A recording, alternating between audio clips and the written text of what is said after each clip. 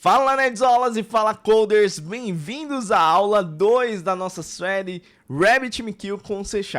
Isso mesmo, recapitulando, na primeira aula a gente viu por que a mensageria existe. Falamos um pouco de acoplamento, comunicação síncrona, timeout e subimos o nosso ambiente de desenvolvimento com RabbitMQ no Docker. E hoje o dia começa a ficar divertido, né? A gente vai dar o primeiro pontapé aqui inicial. A gente vai criar o nosso primeiro producer em C# que manda os eventos para o RabbitMQ e o nosso primeiro consumer que vai ser criado também, que vai ser responsável por processar todos esses eventos. Tudo isso em um cenário de e-commerce, isso mesmo. Então a gente vai ter esse cenário de e-commerce como um serviço de pedidos se estivesse emitindo um evento de criação de pedido e um outro serviço estivesse ouvindo tudo isso para continuar o fluxo. No final da aula, você vai ter um código que dá para pegar, dá para entender os primeiros princípios com o RabbitMQ. Beleza? Então já deixa o seu like, se inscreva nessa série, bora para a prática, vou rodar a vinheta e volto já já.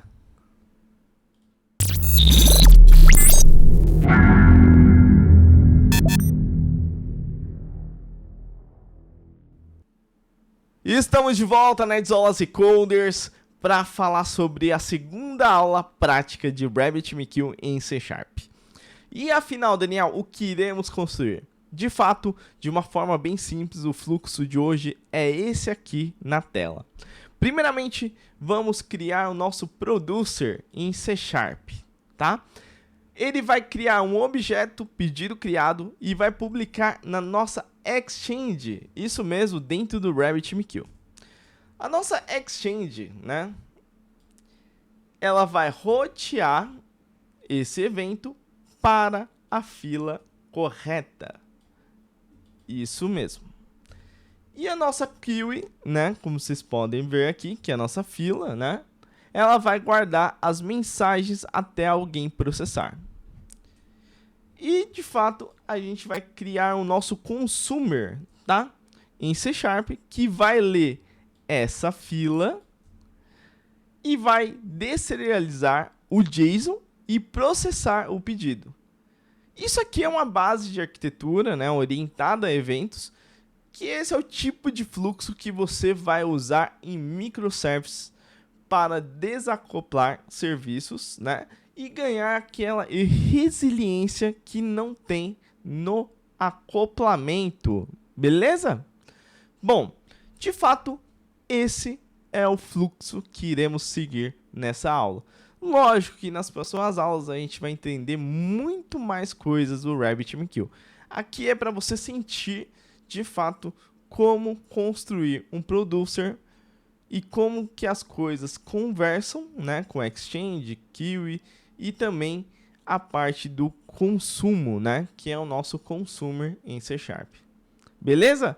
Então, vamos para o Visual Studio. Até lá!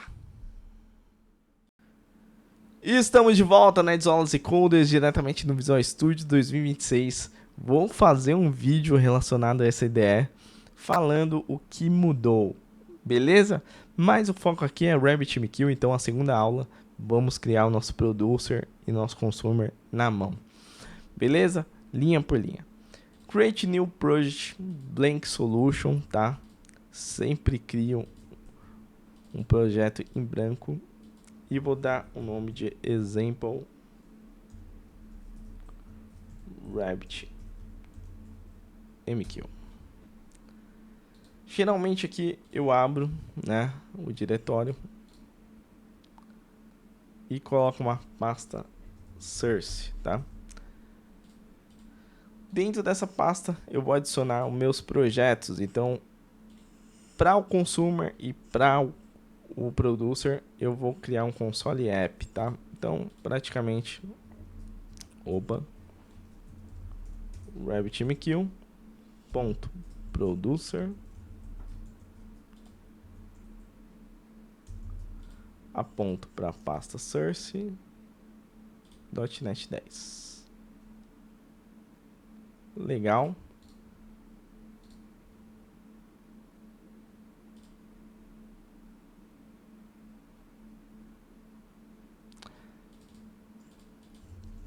Agora eu vou criar o consumer, tá?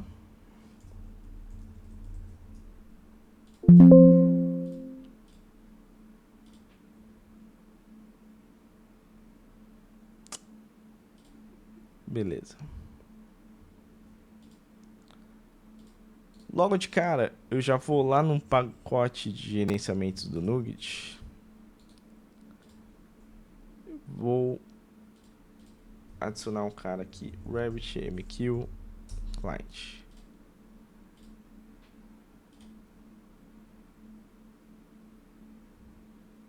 Opa.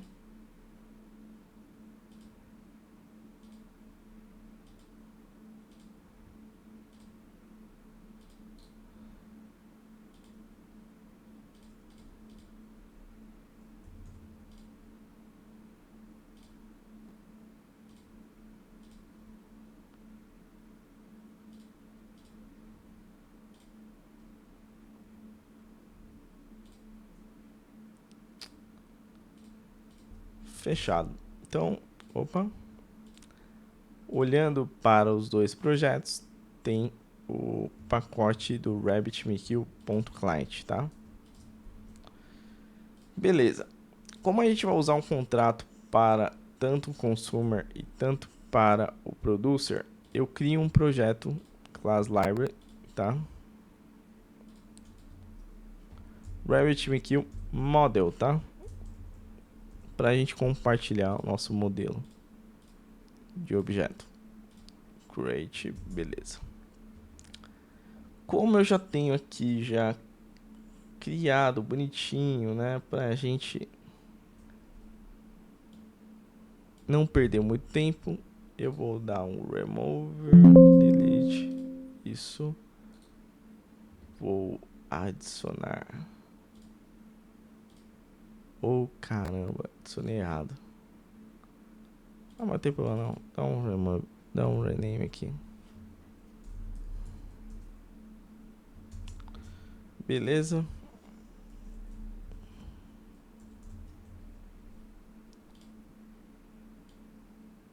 Então, praticamente, o meu pedido vai ter essas propriedades aqui. Já deixei uma colinha para a gente não perder muito tempo, tá? E a gente tem item.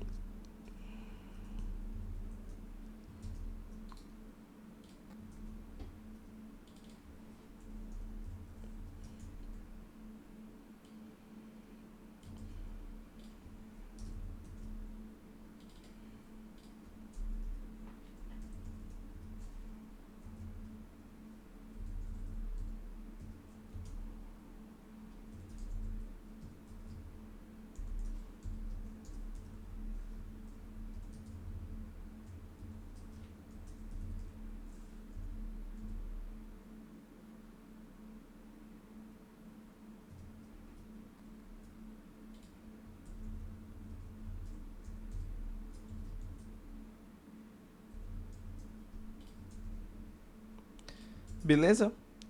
Então, nosso modelo já está criado e vai ser compartilhado para os dois projetos. Primeiramente, né, lembra que na outra aula que a gente falou de RabbitMQ, né, rodando no Docker, a gente deixou o nosso ambiente tudo funcionando? Beleza. Eu vou aqui no container, mas como meu container já está em execução, só verifique se o seu container está rodando, tá? Bom, e depois acessa o portal do RabbitMQ aqui, tá bom? Bom, legal, bacana. Vamos lá. Fechando o navegador aqui, então a gente vai começar a brincar com o nosso producer, primeiramente. Então a gente vai aqui no producer, né, vai apagar tudo aqui e vai começar a codificar, tá? Então a primeira coisa aqui que eu vou fazer, tá? Eu vou fazer as constantes.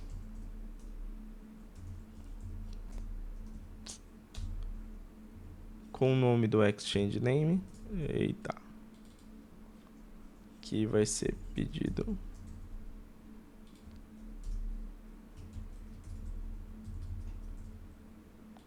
aqui vai ser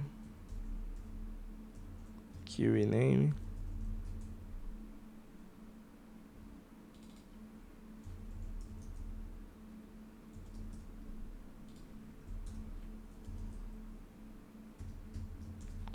E a route key, tá?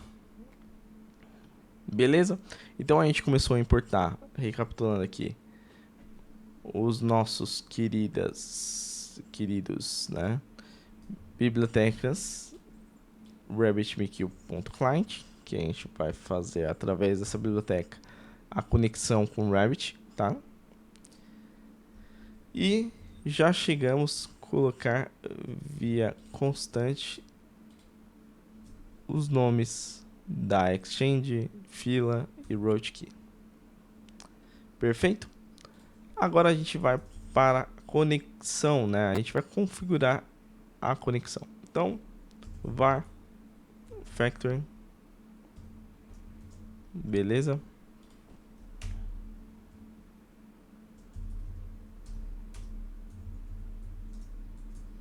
Route name, port, username, password,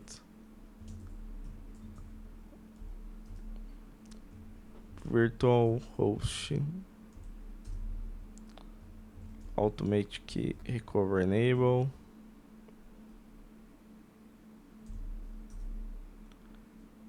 beleza.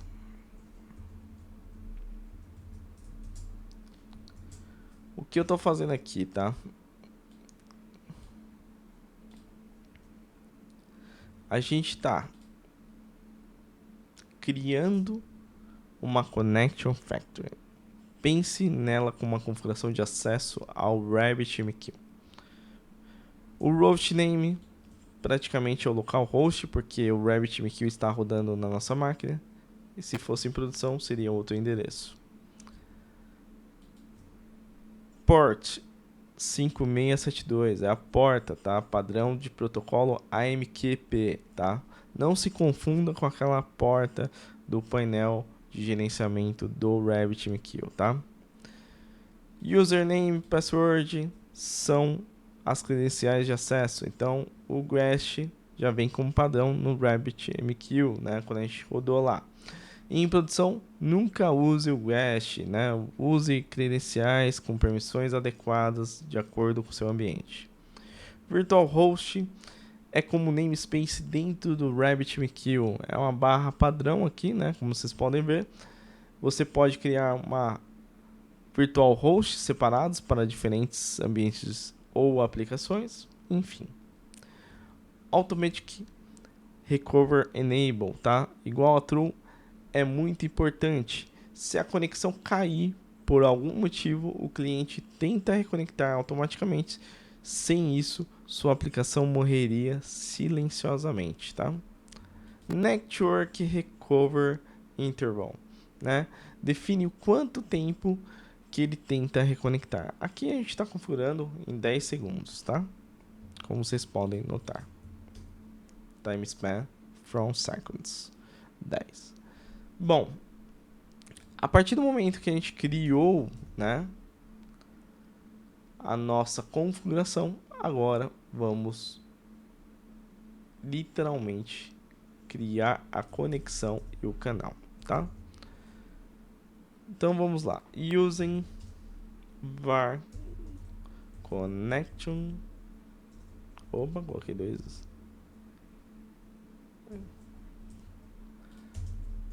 Await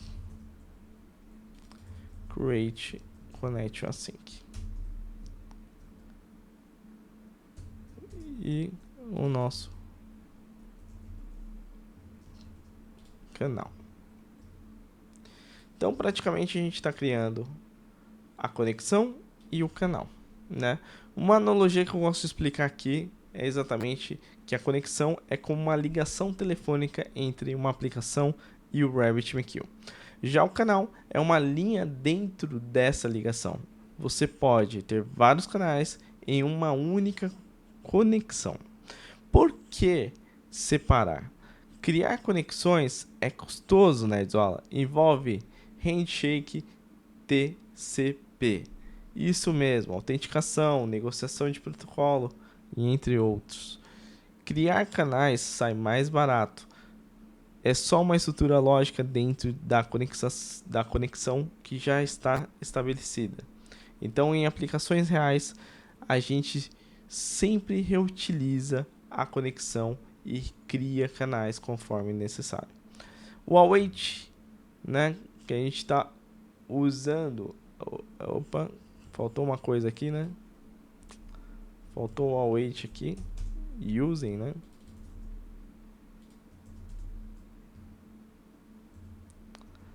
O await using, né, garante que ao final do programa, tanto canal, tanto conexão sejam fechados corretamente. Bom, até aqui tranquilo, né? Então, vamos começar a declarar a nossa exchange tão falada, né? Então, praticamente, a gente tem um await channel exchange declare async, né? Aqui eu estou fazendo exatamente o que, né? Bom, falando de exchange, é um correio central do RabbitMQ, como eu havia falado lá na primeira aula. Ele recebe as mensagens e decide para qual fila enviar. A exchange nunca armazena mensagens, né, Zola? Apenas roteia. Isso mesmo. Então vamos ver os nossos parâmetros aqui, tá? Primeiramente, a gente tem alguns parâmetros que até você precisa saber. Exchange é o nome da exchange, né? O parâmetro exchange praticamente é o nome que a gente declarou lá em cima, pedido.exchange. O type, né? Parâmetro type, que está como exchange type direct. Isso significa que a exchange usa uma route key para fazer um match exato. A mensagem com route key, pedido criado, vai só para as filas ligadas à mesma key. Isso mesmo, Nerdola. Mas também existem outros tipos, como o fanout, que envia para todas as filas ligadas, o topic, que permite que patterns com asterisco, cerquilha, headers, que usa headers da mensagem para rotear, enfim, né? Tem outros tipos que a gente não vai entrar muito no detalhe aqui, mas vai entrar em outras aulas, tá? Bom, parâmetro durable, true, isso aqui é legal, tá?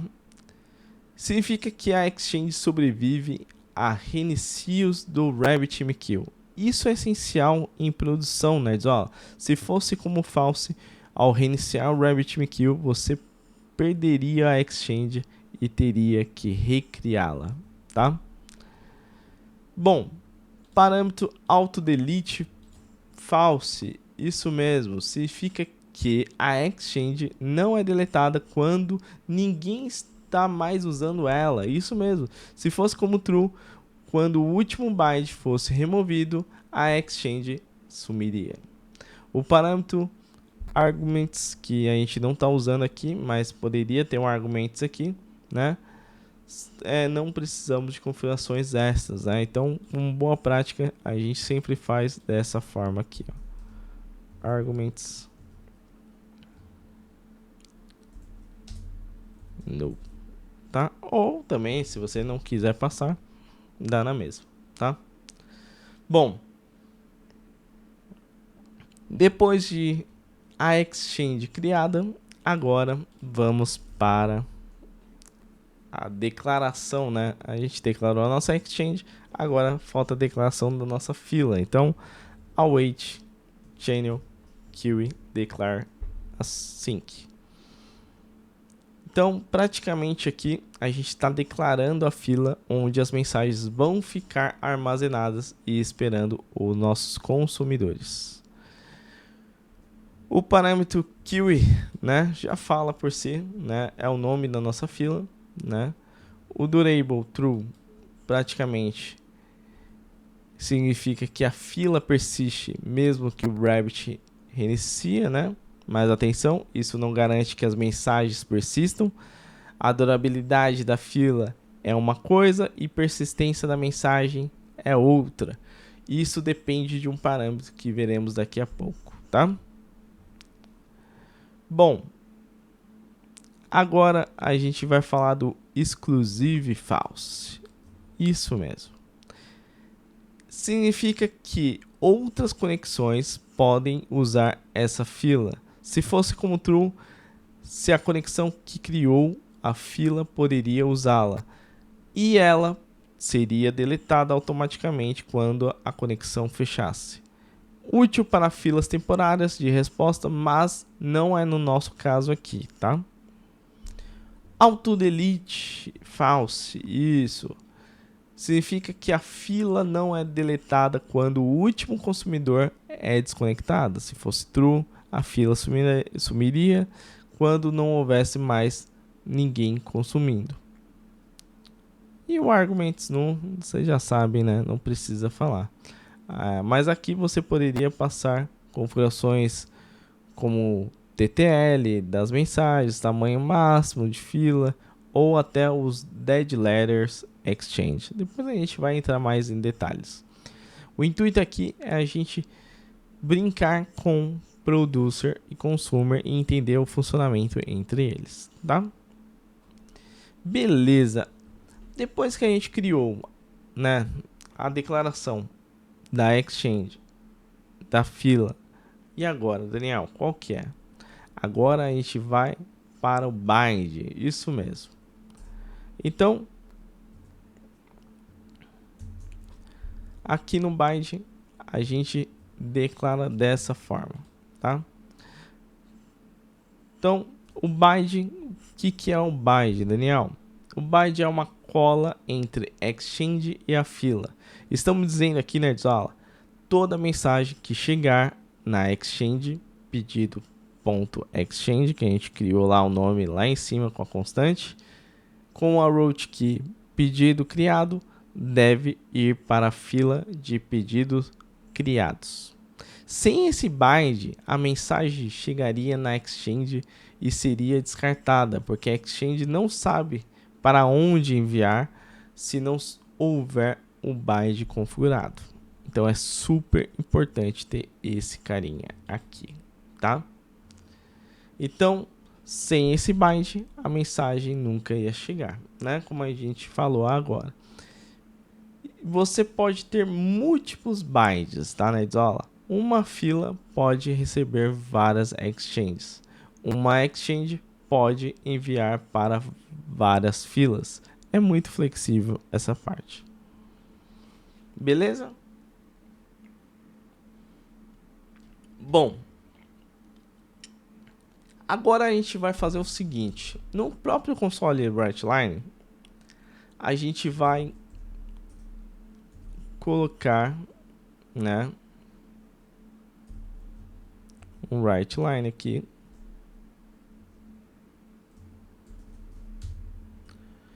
Perguntando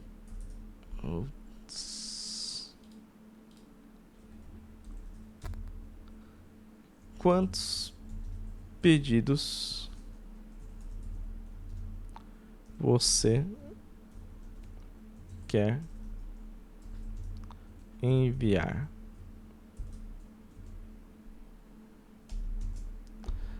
Beleza? Como assim, Daniel? Isso mesmo. A gente vai criar um método estático aqui.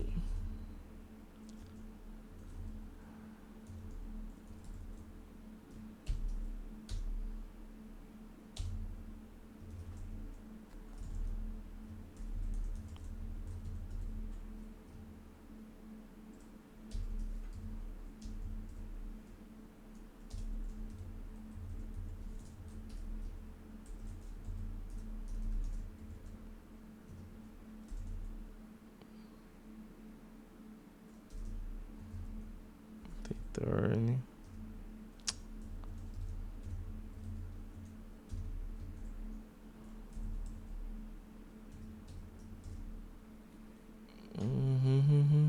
Beleza. Que ele... aqui já tá, já. Morre aqui. O Compilot ele ajuda, mas às vezes ele atrapalha, viu? Aqui. Beleza, acho que não precisa criar.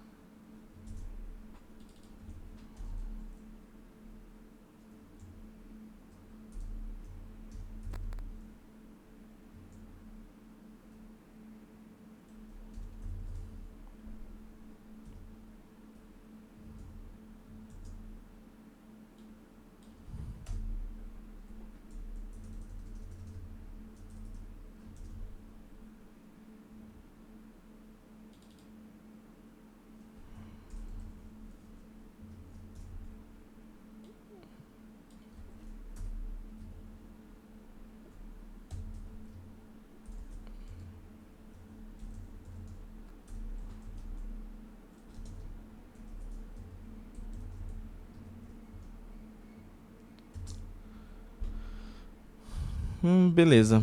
Aqui eu tô criando, né, o nosso pedido. E o pedido que tá falando aqui?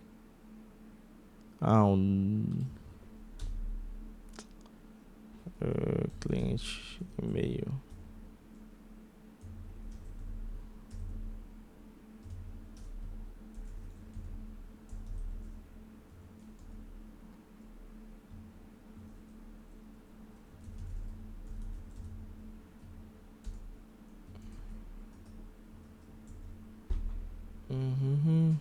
Beleza. Criar o pedido fake. E aqui a gente brinca.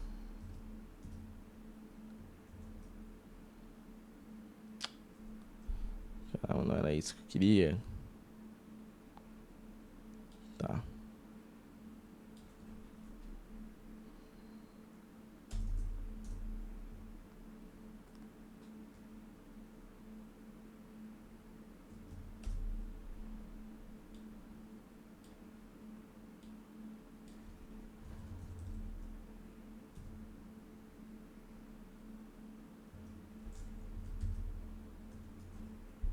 Beleza.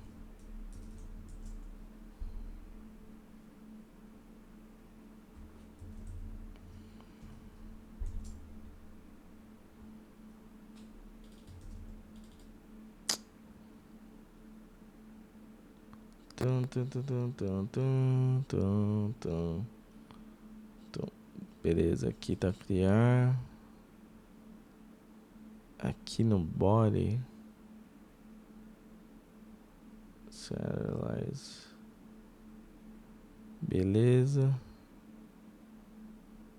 Que mata. Aqui tá errado.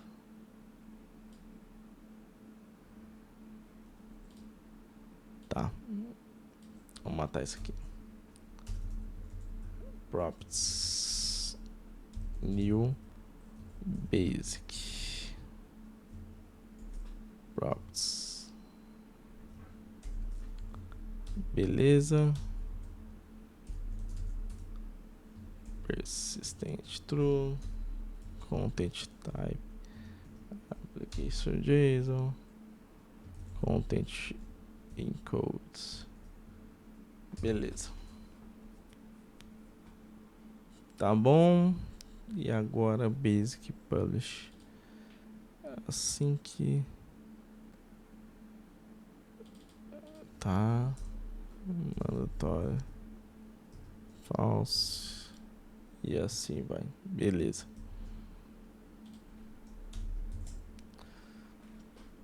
Então o que eu fiz aqui, né?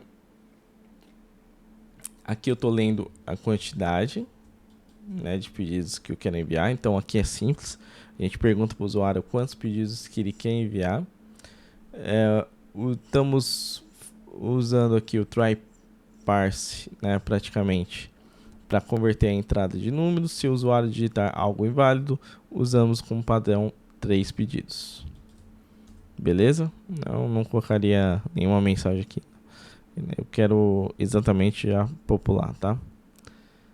Poderia colocar até uma mensagem válida, né? Deixa eu fazer aqui o sólido. Deixa assim. Não tem problema não, depois a gente muda. A gente melhora esse código nas próximas aulas. Bom, beleza. Aqui eu tenho um loop, né, de envio, então a gente entra nesse loop que vai criar os nossos pedidos fakes, né, que temos um método estático aqui que eu criei, né, legalzinho, tá? Então ele vai entrar no loop, vai criar e vai enviar cada pedido. Então ele vai lá, cria, né, o body, cria as propriedades e depois eu dou um basic publish async. Então primeiro a gente chama o pedido fake, né, passando o índice. Essa função cria o objeto, como a gente viu aqui, né? Então ele vai criar o objeto. Essa função criando o objeto com os dados fictícios, né? Depois ele vai serializar, né, para JSON usando já o UTF 8 bytes, beleza? E por que eu estou convertendo em bytes? Só para vocês entenderem.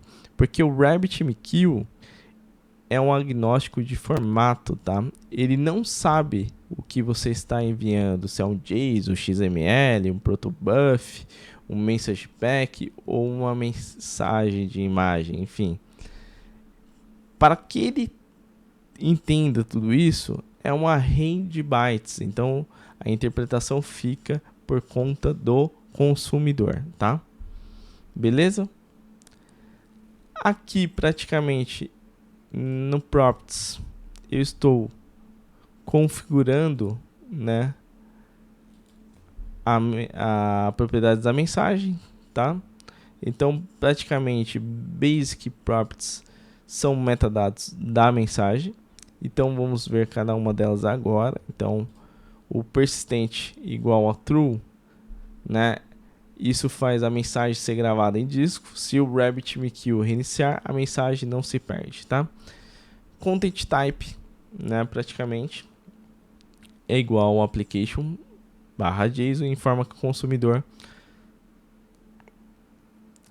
que o conteúdo é JSON, tá? O content encoding, né, igual o TF8, informa que a codificação de caracteres, tá? Bom, essas duas últimas são informativas, tá? Então, praticamente, né, o RabbitMQ ele não valida nem se usa valores, mas são boas práticas que os consumidores saibam como interpretar essa mensagem. E existem outras propriedades úteis como Message ID para identificação única, Correlation ID para rastreamento, Expiration para TTL, Priority, que é para prioridade, entre outras, enfim, né? E aqui, praticamente, a gente está publicando a mensagem, isso mesmo, e depois a gente dá um console write line. Finalmente, a gente é o momento de a gente fazer o envio dessa mensagem. Então, a gente usa o Basic Publish Async, tá? Aqui que a mágica acontece, tá, nerdola? O parâmetro exchange indica, né, qual exchange enviar. Então, no caso aqui, a gente está passando o exchange name, que é o pedido.exchange, que a gente criou lá na constante, tá? O parâmetro route key, né, é a chave de roteamento que a exchange vai decidir o destino, que praticamente ele pega a route key e baseado com a route key ele sabe qual fila ele deve enviar, tá? Então praticamente o destino é na pedido ponto criado, tá? O mandatory igual a false significa que se não houver nenhuma fila para receber, a mensagem simplesmente é descartada silenciosamente. Se fosse como true e não houvesse fila, o RabbitMQ retornaria uma mensagem ao producer através de um evento, tá? Basic Properties, tá? Praticamente Basic Properties são metadados configurados. E o body, nada mais, nada menos, são os bytes da mensagem. E pronto. A mensagem foi para o RabbitMQ, que entregou a fila, pedido criados, baseados no binding que configuramos lá em cima. No final, a gente só dá um console writeLine, imprimindo na tela a confirmação que foi enviado aquele pedido via producer. Então assim a gente finaliza o nosso producer, né? Então a gente pode finalizar aqui, né? A gente manda um console enviado, a gente manda um console ponto writeLine,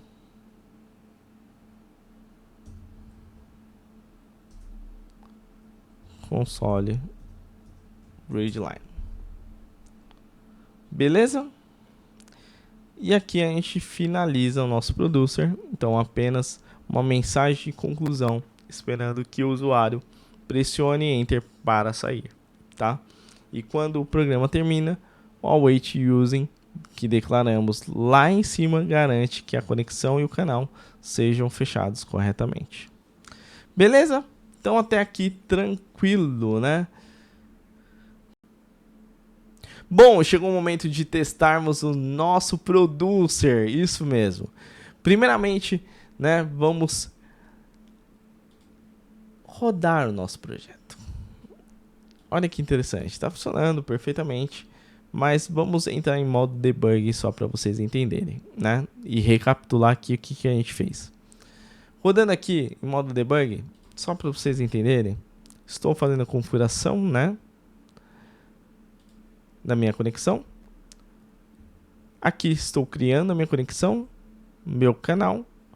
Estou declarando minha exchange, caso ela não exista, ela cria. Estou declarando a minha fila, caso ela não exista, ela cria. E estou criando meu bind. Beleza? E aqui ele vai fazer o pedido e enfim ele vai fazer aqueles dados fakes lá que a gente já sabe.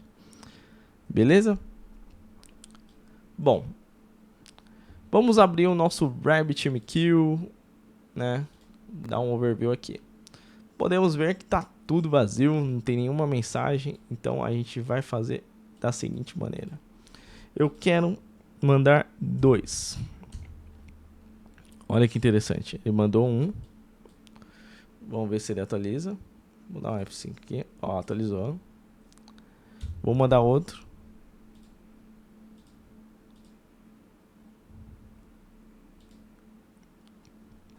E atualizou. Aí que interessante.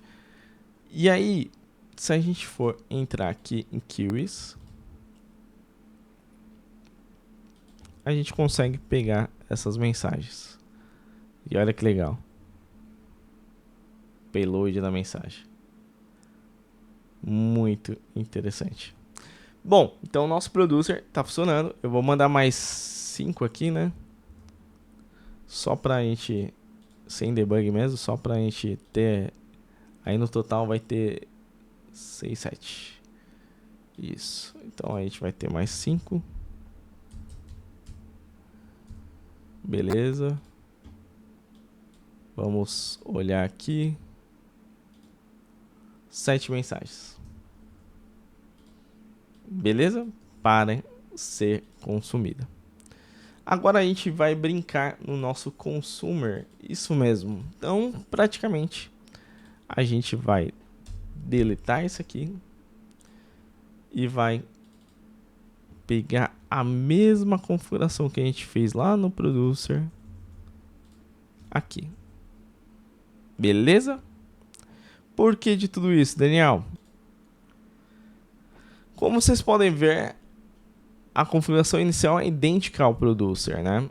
Praticamente eu tenho a configuração da minha conexão. Deixa eu só remover esse cara aqui que eu não estou usando. criação da minha conexão, criação do meu canal, declaração do meu exchange, queue e bind. Você deve estar se perguntando por que declarei tudo isso de novo se o producer já faz tudo isso.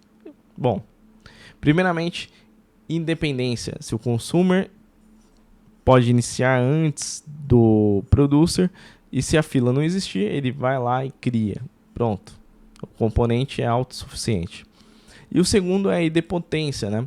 Declarar uma exchange ou uma fila que já exista, né, com os mesmos parâmetros não faz nada. Então o RabbitMQ simplesmente ignora. Mas se os parâmetros forem diferentes, dá erro. E isso funciona como validação de que o producer e o consumer estão em sincronia. Beleza? Até aqui tranquilo, né? Então, como um contrato, ambos os lados concordam com a estrutura e se alguém mudar, unilateralmente o sistema avisa. Perfeito. Agora chegou o momento que a gente vai declarar, né? Ou praticamente declarar não, configurar o Quality of Service, tá? Esse é um dos pontos mais importantes da Edzolas que é frequentemente ignorados, o QoS. Então vamos lá. Await channel. Beleza. Tá aqui. Quality of Service, tá? Vamos entender cada parâmetro aqui. Então, o primeiro parâmetro, prefect size, né, igual a 0, significa o limite por tamanho em bytes. 0 significa sem limite. Na prática, quase ninguém usa isso porque é difícil de prever o tamanho das mensagens, tá? O segundo parâmetro, prefect count, igual a 1, é onde está o ouro praticamente. Isso diz que o RabbitMQ me envia apenas uma mensagem por vez. Só me mande a próxima depois que eu confirmar esta. Então esse parâmetro aqui é fundamental. O último aqui é o global, né? Que é igual a false, que é o limite que se aplica a este canal específico e não a toda a conexão. Por que isso importa? Imagine que você tenha 10 mensagens na fila, 2 consumidores. Sem o quality, né, que a gente está configurando aqui, o RabbitMQ ele pode enviar as 5 mensagens para cada um de uma vez só. E se um consumidor, né, estiver um pouco mais lento, ele vai ficar sobrecarregado enquanto o outro fica ocioso. Beleza? Então, o prefect count igual a 1, o RabbitMQ ele distribui de uma forma justa. E quem terminar primeiro pega o próximo. É chamado de fair dispatch, né? Em produção, a gente pode aumentar o prefect count para melhorar o throughput, enfim, valores como 10, 20, enfim. Isso aí nunca deixe limitado, tá? Bom, eu até desenhei aqui para ilustrar um pouco. Calma aí, deixa eu pegar aqui para vocês. Olha só, sem o quality e com quality. Olha a diferença. Então aqui eu posso mandar 5 mensagens de uma vez só para o consumer, né? E o consumer... Opa, fiz errado. Posso mandar 5 mensagens de uma vez para... De novo. Para o consumer, né? E imagina que isso aqui vai sobrecarregar se o consumer estiver um pouco lento. Já com quality, ele processa e pede a próxima. Então, fica mais eficaz. Bom, depois de tudo isso, vamos criar o nosso consumer assíncrono. Beleza? Então, vamos lá. Var consumer, beleza. Tá aqui. Então, aqui estamos criando praticamente, né, o consumer em si. Usamos o Async Event Basic Consumer, tá? Que é uma versão assíncrona que trabalha com eventos. Por que assíncrono, tá? Porque em aplicações modernas você provavelmente processa, salva no banco, chama API, envia e-mail, enfim, tudo isso deve ser async, porque você não quer bloquear nenhuma thread. O modelo baseado em eventos é simples, você registra um handler e ele é chamado toda vez que a mensagem chega. Bom, depois que a gente criou o consumer, a gente vai ter o nosso handler, né? Aqui no handler, consumer, deixa eu ver o que ele vai fazer aqui. Não.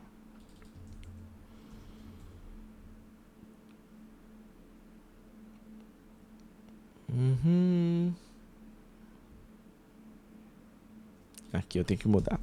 Beleza. Bar. Nem tudo o compile te ajuda, né? Mas já ajuda bastante coisa. Aqui ele mandou e aqui é o pedido. Aqui eu vou fazer outra coisa, meu. JSON Serializer.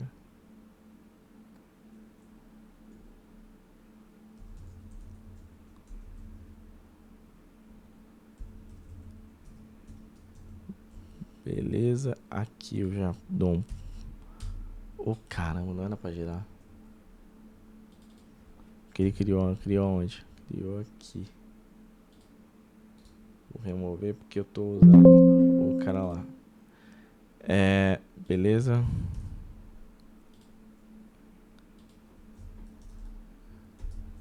Fechou. Aqui eu vou fazer um negócio bem feito. Já tem uma colinha aqui. Legal. E aqui não é... Aqui é o wait.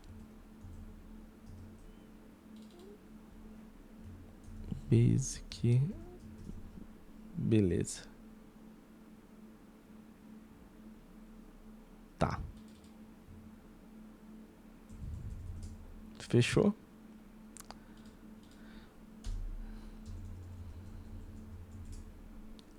Aqui eu vou simular um processo assíncrono.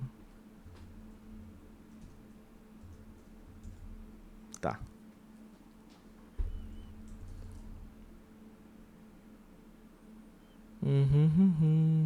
Legal. Já vou explicar, tá, galera? Deixa eu só colocar aqui. Beleza.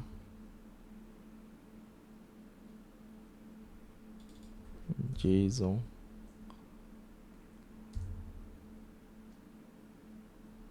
Exception.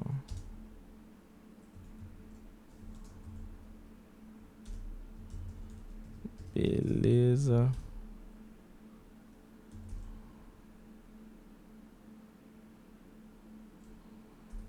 Await. Fechou. E aqui outro cat. Beleza. Boa. Tá bom. Vamos explicar aqui, tá? Então vamos lá. Primeiramente, né? Aqui começa o nosso handler de mensagens.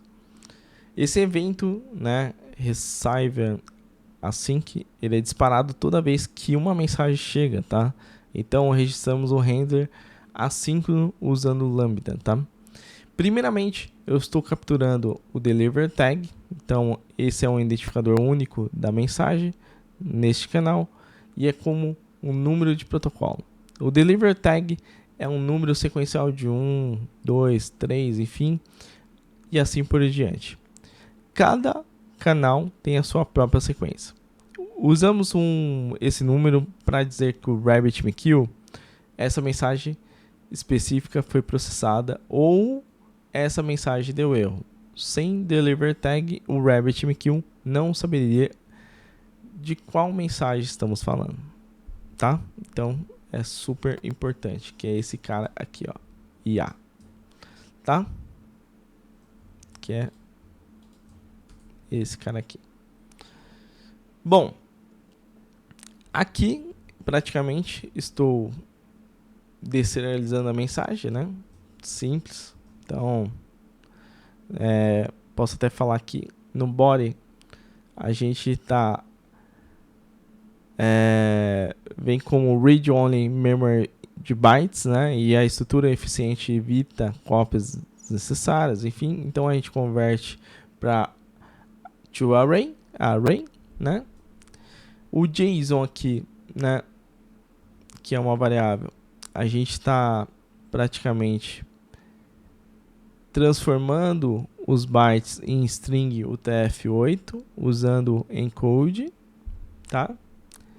E aqui nada mais deserializar a mensagem em objeto, né? Que é exatamente pedido. Aqui eu coloco console write line, né? Informando o pedido.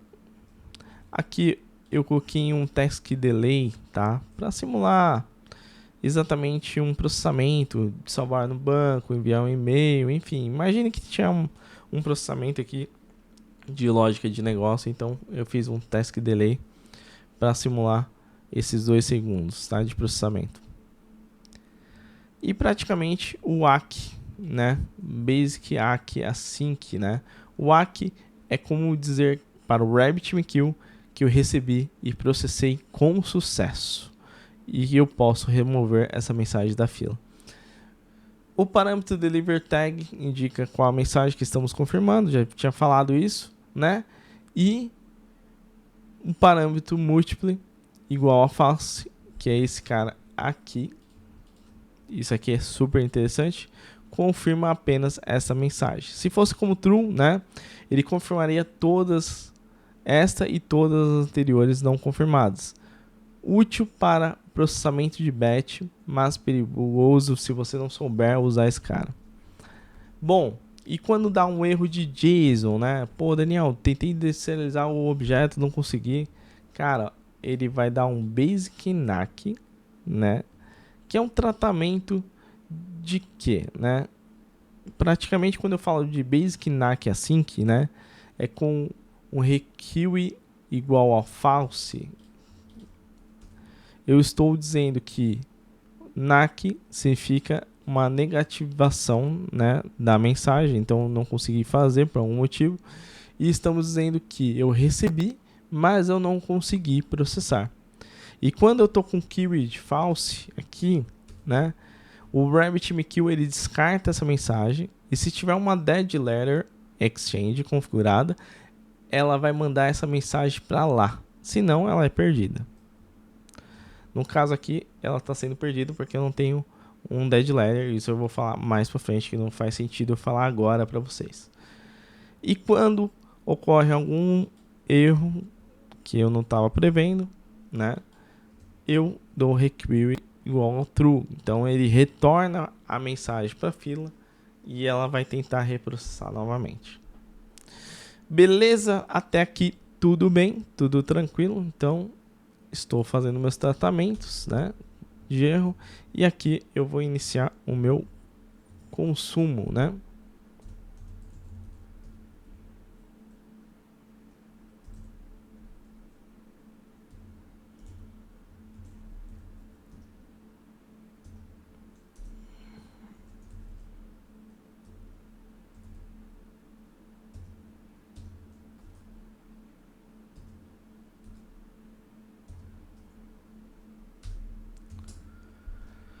Finalmente aqui a gente está iniciando o consumo, né?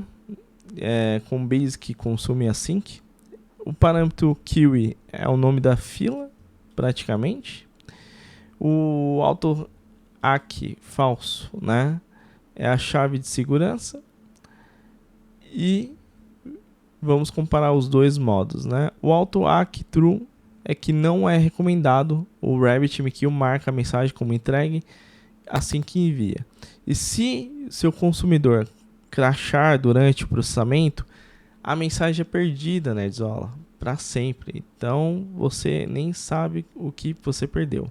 E o auto ACK false, estamos usando a mensagem só é removida quando explicitamente eles chamam o basic ACK e deu tudo certo com a mensagem, ele processou e assim, se o consumer morrer, a mensagem volta para o estado read e é reentregue. Enfim, você tem o controle total de tudo isso. Em produção, sempre use o auto ACK falso, tá? Nas operações importantes, porque é o único caso de que o auto hack, né, true, ele é quando a mensagem é descartável como tipos de logs ou métricas, entendeu? Então, praticamente em operações importantes usa o auto hack false, tá? Bom, e o consumer é o async event basic consumer, que é esse cara aqui.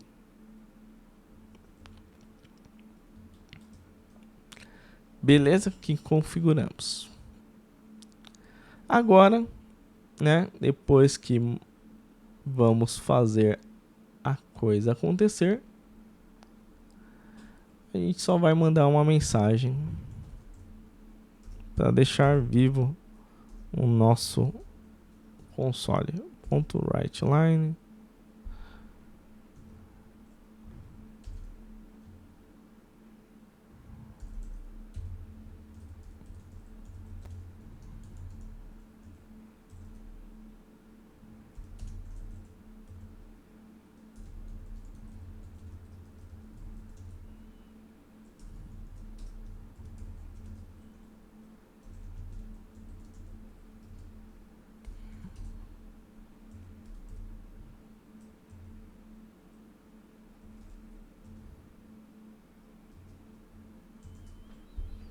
Beleza.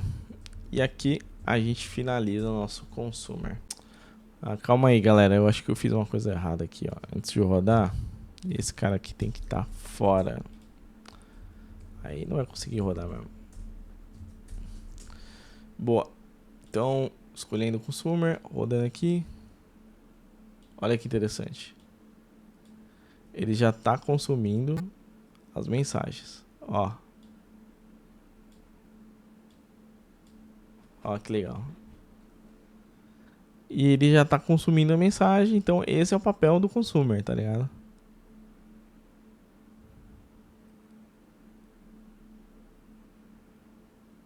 E aí matou tudo. Ó. E aí é interessante se você... Vamos rodar em múltiplos projetos.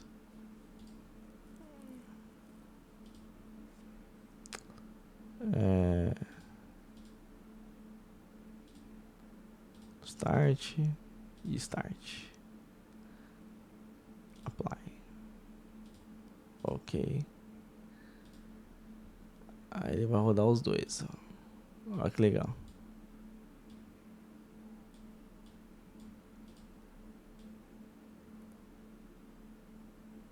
Aí aqui o consumer já está iniciado e aqui é o nosso producer. Então se eu mandar 15 mensagens, olha que interessante. Ele já consumiu. E aí eu vou mandando. Ó. Ele tá consumindo, ó. E se a gente for olhar o Rabbit aqui, ó. Olha que legal. Cara, isso aqui é muito interessante, né? Como é o funcionamento de tudo isso. Se a gente voltar para aquele slide lá, né? A gente tem exatamente toda essa explicação que a gente fez na técnica. E a gente vai voltar nesse slide para a gente concluir tudo isso aqui, tá? Mas olha,